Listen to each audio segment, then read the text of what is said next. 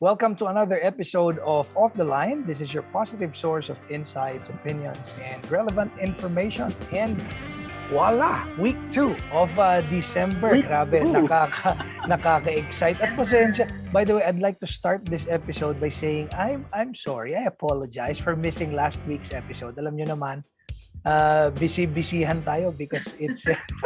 Easy po. Yes. It's okay. You're forgiven. Nakapawi naman. Na-miss mo yung magandang usapan. Correct. Magandang usapan na-miss mo. Jesus Reigns. Kamusta ba yung conversation with Jesus Reigns? If you can just quickly, Kuya Ryan.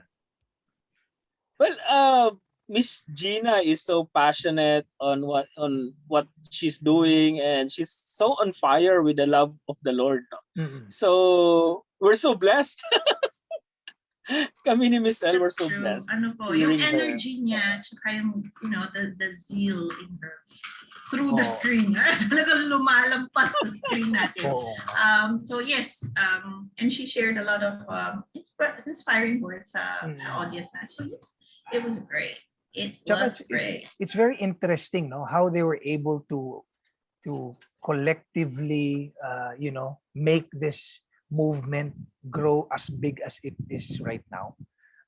Nationwide campaign. Ngayon nga, di ba, challenge sila because of the pandemic. But can you imagine the logistical challenges still, even with the challenges that they had? So, but anyways, our hats off to Miss Gina Osmeña of Jesus Reigns. Yes. I hope next time, no, pag in-schedule nyo ulit siya, makasama na ako. Pagtanong-tanong tayo. Correct, tama. O isa, ang ating kausapin ng mga yon ay isang talaga namang batikan din sa larangan ng politika. But before that, syempre, pagaanin natin ng konti yung conversation kasi holiday season, di ba? Week 2 ng December. Nabili na ba kayo ng mga gifts? Ipapadala natin sa May gifts tayo. Thank you! I receive! meron ako dito, ipapakita ko sa inyo. Meron akong... ano po yan? Ito, papadala natin kay Kuya Ryan. Ito. Okay, I'm waiting for mine. I will guess. Coffee yan siguro. Coffee! Wow! Coffee's life. Yes. Uy, Kuya Ryan! Ang Dayeg Movement. Ang Dayeg Movement. Magkakaroon ng Dayeg Art Cafe. Baka naman, Miss Elle, gusto ninyong i-promote, i-plug yung ating art cafe bago natin ipasok. So, meron po tayong very exciting na development. We'd like to invite everyone na malapit sa Cagayan de Oro. Dahil meron tayong art cafe that we will relaunch, rebrand, and just refresh. This is the Diet Art Cafe, which is at Linked Kai Mall. Tama po ba? Linked Kai Mall? Yes. It's a major mall in that city. It's your chance to come visit. Makikita niyo po doon si Sir Ryan. Dahil siya po mismo ang mag-assist sa inyo. So what do you get from this art cafe? Kasi ibang concept siya. So tayo kasi, ang dami nahihilig sa coffee. Coffee, coffee date, coffee meeting.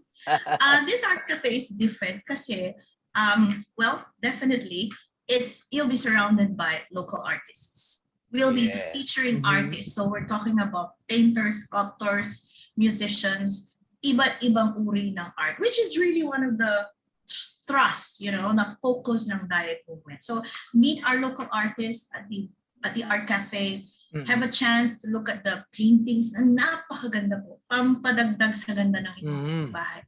And even have art classes. So they have art classes scheduled. You can even have your coffee and your canvas beside you, and you can create a masterpiece guided by our local artists. So don't forget, yung mga tiga Cagayan de Oro, it's the Diet Art Cafe at Linked Kai Mall. At saka maganda, Miss Elle, normally ang coffee is ang market niyan yung mga medyo may edad, di ba? But because it's an art cafe, habang nag-e-enjoy ng kape at ng mga kung ano-anong beverages yung mga magulang nila, yung mga bata nag-enjoy naman ng art. So it's striking two birds in one stone. Anyways, hahaba ang kwentuhan natin pagdating dyan. Ang guest po natin ngayon ay former tourism officer of Baliangao. Baliangao, Misamis Occidental. This is in northern Mindanao. It's a coastal community and ruled by a political clan for decades. Yon. So, we're gonna talk about the development, how it progressed over the years. Kamusta ba yung development ng lugar na ito? Has there been any significant changes over the years? Yon. So, and also we will learn also yung shift, the shift of career nitong kakausapin natin, kasi from a political aligned career, ngayon naman ay naiiba na. Guess ha? Yan ang ating abangan.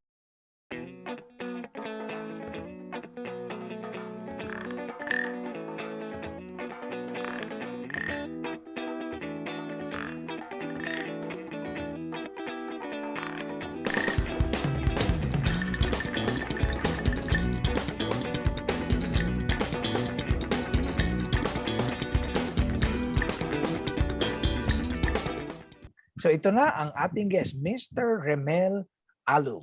Alright, Remel, isang magandang gabi po sa inyo at salamat sa pagpapa-unlock dito sa ating panayam sa inyo dito sa Off the Line. Kasama ko si Ryan and Elle dito sa show. Yes, good. Magandang Good hapon sa evening. lahat. Or good morning ba? Yes. Parang hindi alam kung Everyone. paano babati. Marami tayong viewers from different parts of the world. So pwedeng good morning, good evening. good Yes. afternoon. And we are on Diba? TVN Asia also. No? So Yes. just, Thank we you very are- much for letting me in to your show tonight or today. Thanks for having me here.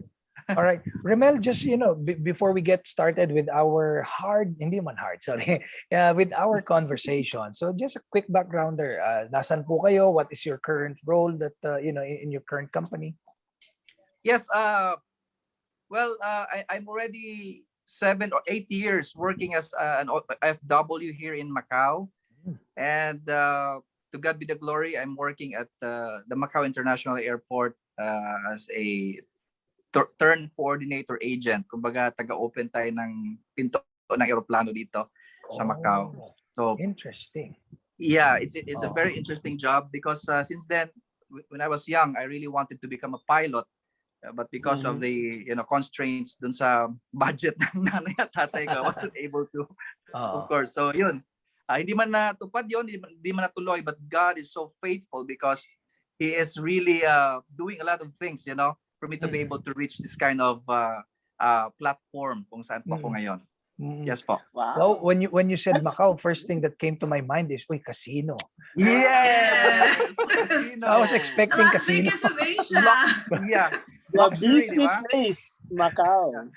It's a very nice Correct. place. Mm. Yeah, God is good. Napaka-prophetic nga po ng place nyo. I mean, I think for me, napaka-prophetic ng position mo ngayon.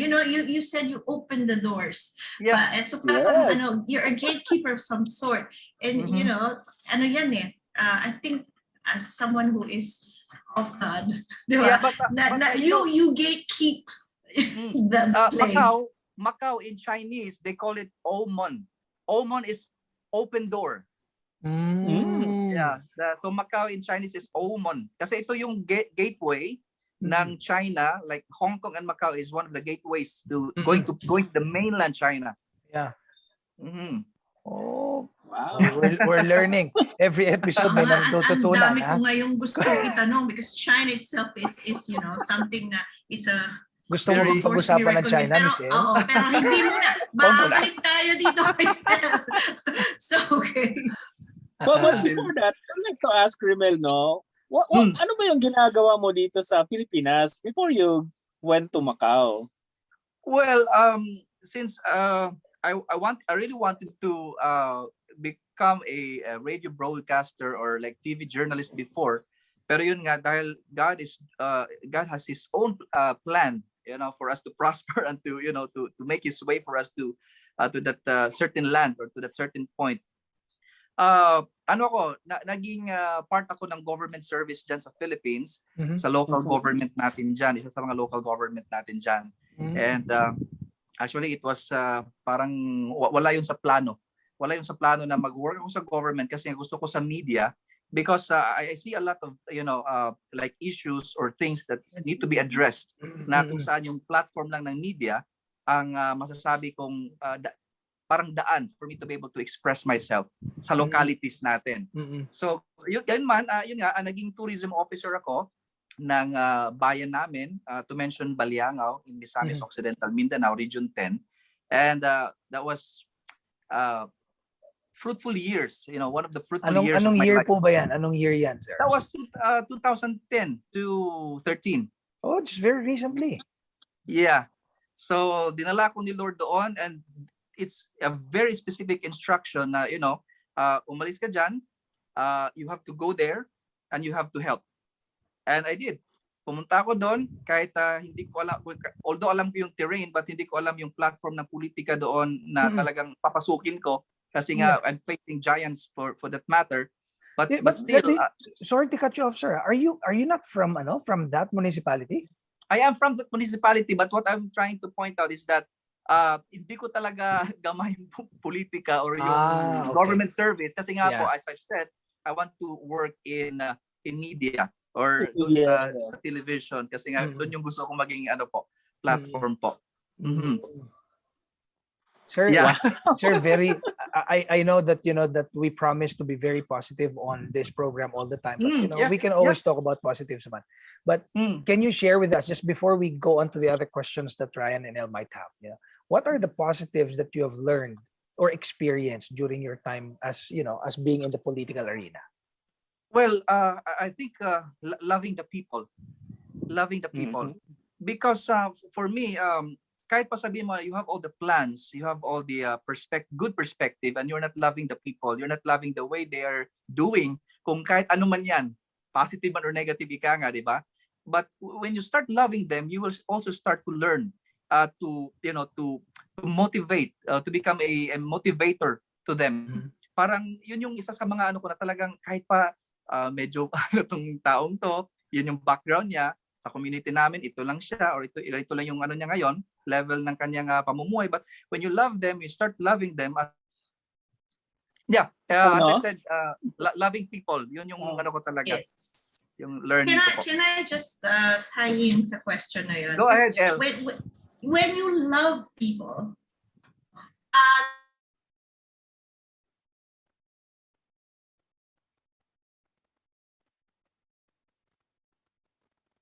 who do not walk in the way of love?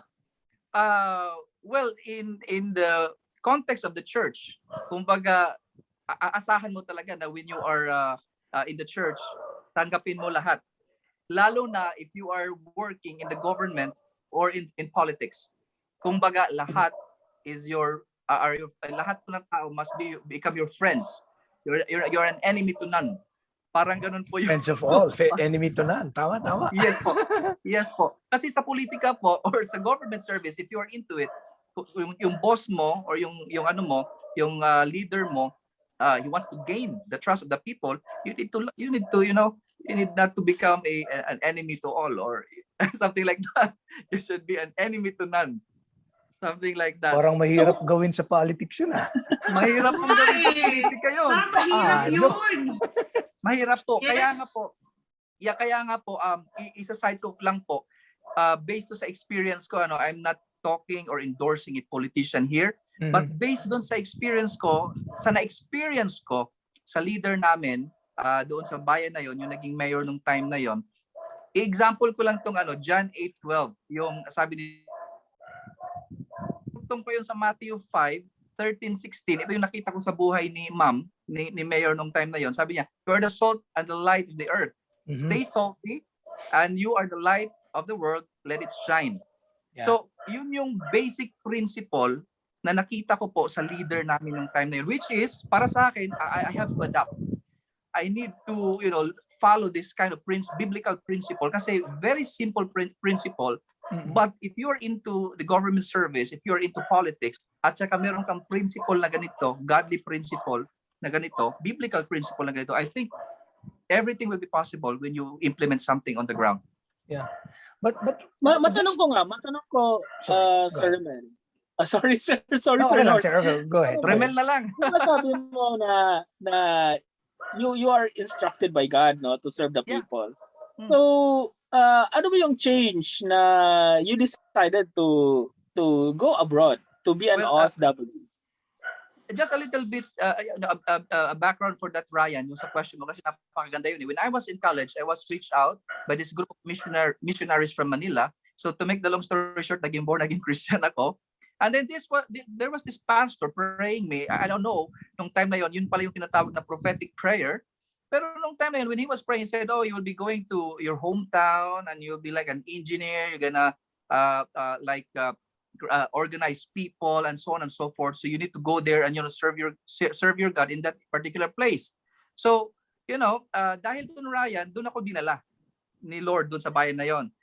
So after 3 years, napunta na ako dito sa Macau. In line with your question, para sa akin, Ryan, hindi siguro yung pagpunta ko sa Macau na parang I'm afraid of those people, because sabi nga sa Bible, do not be afraid, di ba? Isaiah 41:10, do not worry for I am with you, do not fear for I am your God. So yun yung pinanghawakan ko when I was in that municipality in my hometown. So nung pagpunta ko dito sa abroad, Ryan, if I'm not mistaken sa context do sa question mo, napunta ako dito kasi yun pa rin, dahil kay Lord. Kasi ayaw ko talaga magtrabaho sa abroad. I want to serve the Philippines. I want to, to let my knowledge be used in the Philippines. Yun po yung heart ko. But God's ways are higher than our ways. Amen. That's why I think that's why you're here. You're in Macau. You're sharing with us all of these learnings. And sabi ko nga, I think you have a very prophetic position kung saan ka man ngayon. So there is. Yung mga the lessons that you learned from your experience in Philippines in leadership, are you able to apply them now sa Macau? Like, are you serving a Filipino community there? Is it something? Yeah, can you talk to us about that? Well, I am part of a non-government organization here, but I'm not so active. It is linked with the international police, the Interpol, but I'm not so active with it. It's all about we are into looking for different how to say that, yung mga informations on the ground sa mga OFWs, kung ano po yung mga ginagawa nila sa dito, kung maganda ba yung ginagawa nila or in line with the the authority or yung laws and regulations here. Pero kami direct kami doon sa Philippine National Police natin. Meron kaming certain group doon, but hindi ako masyadong doon. Active po ako sa church talaga. Sa church natin dito. Just to mention, every nation is victory in the Philippines. So naging active talaga ako dito ngayon, lalo na sa schedule ko sa intercessor ministry. So we keep on praying and praying for you guys 24/7. Wow, thank you. Sir, you mentioned that you mentioned that part of the prophetic prayer or fulfillment yung pagpunta po ninyo dyan sa Macau.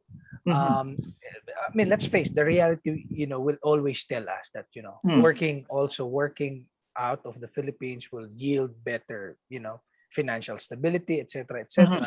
But don't you think you are needed more, question lang po ito, curious question, don't you think you're needed more here than elsewhere? I guess ako naman po, hindi ako namimili ng bansa kasi nga wala na akong choice. When God will tell you to go there to serve that nation, you must go there. In fact, naging platform din po ang Macau for me to be able to go to Israel. And it was out of the blue na pinadala ako doon ng mission team namin dito. And sabi ko, Lord, kung hindi po ako nakinig sa inyo na babalik ako ng Philippines, ng Cagayan de Oro to Rhyan, maybe work with Rhyan and to some organization dyan sa Cagayan de Oro, siguro hindi ko masundan yung path at yung trainings, especially yung spiritual trainings na hinanda ni Lord dito sa Macau. Because you know what, guys, dito ko na-encounter ang napakalakas na presence ng Diyos sa bansang ito. Sa buong pagka-Kristiyano ko. Sabi nga nila, kanya-kanya namang experience yan eh. Kanya-kanyang kwento, di ba? Kanya-kanyang kwento po. Right. Sir Remel, would like to have a very lengthy conversation about this. No? But siguro, Rhyan or Elle, if you have any further questions para we can, summarize itong ating conversation with Remel. Actually, okay. Interested ako doon kahit saglit lang sa miracles na nangyari kay Remel doon sa Macau. Konti lang. Yes, Ryan, nasabi ko kay Ryan, sabi ko, kasi nga, during the entrance of this pandemic, 2019, we're really battling, at some point we're really battling. Yung pinaka-battle doon is yung decision-making natin, especially kami as OFW, if we really need to go home, to come home, or stay. So the Lord said, stay. And then I stayed. Ayun nga, dahil nag-stay ako, for 5 months, wala kaming incentive sa company kasi ang company, since I'm working at the airport, we know that airport is one of the hardly hit institution. Oo. Diba? So, dahil doon, talagang wala akong pay. Diba? So, guys, pati yung savings ko dito, nagastos ko na sa pambayad ng apartment. And then, there was this time, I think, 2020, na 3 kilos na lang po yung bigas ko. And that is not enough for a month. Ngayon, I said, Lord, you have your feeding program to the Israelites. You have your feeding program to your prophets. Now, Lord, I am asking you, as your servant and as your son here, I want also a feeding program. So dahil doon, mga kapatid, nagsaing ako. This is a true story. Naka-record po tayo. Live po ito. Nagsaing ako, guys. 5 araw, hindi nasira yung pagkain ko. Yung sinaing ko. Nakain ko yun lahat. At umabot ng katapusan yung bigas ko dahil doon sa sa miracles na 3 kilos lang yun. 3 kilos lang. 3 kilos na yung budget ko for that month, pero paubos na actually. Paubos na. So mga last na saing ko na yon, naaabot na lang ng paabutin ko ng katapusan. Yun yung nangyari. And then to think that it's summertime here in Macau, that was May or June, summertime yun dito. Talagang it's very impossible na mag-prolong yung food ng ganon. But I said, God, you have provided me. And after naubos yung pagkain na yun, may tumawag sa akin ng work na part-time job. Ayun, nakakain ako, nakabili ako ng damit. Nung mayroon pa akong trabaho, hindi ako nakabili ng damit at sapatos. Pero nung wala na akong trabaho, nakabili ako ng damit at sapatos. I said, God, you are awesome. Sabi ko, you are my provider. Isa yun sa mga miracles na nangyari talaga dito. Masasabi ko, God, parang medyo corny sa iba. Pero Lord, lakas mo kumain ng kanin. Pero talagang, you provided, you preserved. Yes. Sabi ko. There's nothing corny sa paggawa ng Diyos ng Yes, amen, amen. And God has been faithful. God has been faithful. Kung ano sabi nga niya, whatever I did before, I will do it again. And even in the coming generations. So, yes, guys, again, sorry ako, KJ ako sa show na to. Ako okay lang po. Ako yung taga-pigil. It's okay po. So, as much as would like to ask more questions kay Remel, I'm sure Ryan and Elle would have a lot of questions for you, but our time is always lacking. But nevertheless, Remel, thank you for sharing your testimony. We hope there's a second part of this interview next time, if God permits. But again, thank you. Any parting words po sa lahat po ng nanonood sa inyo, to those pastors probably or workers who are in their trying times, any words of encouragement? Ang sa akin lang, maiiwan ko lang sa kanila is Isaiah 46:4. It's one of my favorite verses that the Lord says here, I am He who will sustain you. So lahat po tayo ay susustain ni Lord sa panahon na ito. And nagsaside kita rin din ako dahil parating na rin yung elections ng Philippines. I know, guys, that medyo yung aroma ng politics at yung elections natin ay talagang humahalimuyat na. I am here, we are here praying for you for this election, and I hope that the leader that is being appointed by the Lord will arise in this very moment. And I'm praying also sa lahat ng mga frontliners natin, sa ating mga pastors, especially the frontliners in the spirit. Fight. The faith is always there. Yung faith natin kay Jesus, mangyayari ang kanyang promises sa ating lahat. Thank you, Amen. Big amen. Yes, thank you so much po. All right. Again, Remel, thank you so much. Thank you, guys. Ryan, would you like to? Ryan, would you like to do the closing part? Yes. So that is all, folks. No, thank you so much, kapatid na Remel, for gracing our show of the last. And this is Rhyan Casiño, who together with Elle Quan. And this is Nori Uy saying stay safe and God bless.